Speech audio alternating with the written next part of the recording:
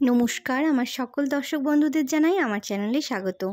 আজকে লোটে মাছের একটা সাধারণ রেসিপি নিয়ে আপনাদের সামনে চলে এসেছি। তো চলুন শুরু করা যাক। এখানে প্রথমেই আমি কড়াটা বসিয়ে দিয়েছি। কড়াটা গরম হতে থাক, ততক্ষণ আমি আপনাদের উপকরণগুলো দেখিয়ে দিই।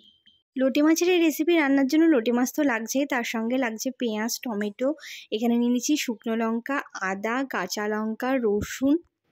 এই সমস্ত মশলাগুলোকে আমি মিক্সার গ্রাইন্ডারে দিয়ে বেটে নেব। এর মধ্যে আমি দিয়ে দিয়েছি জিরে আর একটু যোগ করে দেবো জল। দেখুন আমার বাটনা একদম তৈরি। এরপর আমার কড়াটা গরম হয়ে গেছে। গরম কড়াইতে আমি দিয়ে দিয়েছি সর্ষের তেল আর ফোড়নের জন্য দিয়েছি তেজপাতা আর জিরে।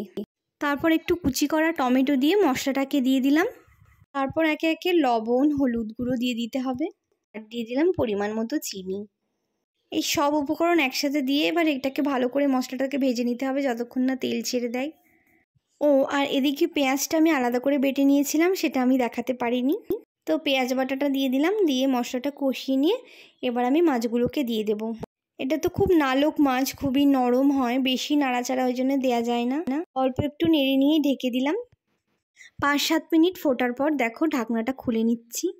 আর কিন্তু এতে খুন্তি দেওয়া যাবে না, খুন্তি দিলে কিন্তু এবার মাছগুলো একদম ভেঙে যাবে।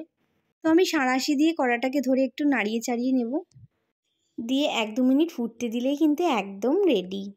তো দেখুন কত সহজে একটা লোটে মাছের রেসিপি রান্না হয়ে গেল। অনেকে এই লোটে মাছটা আবার ঝুড়ো পছন্দ করে, কিন্তু আমি আজকে এইভাবে বানালাম।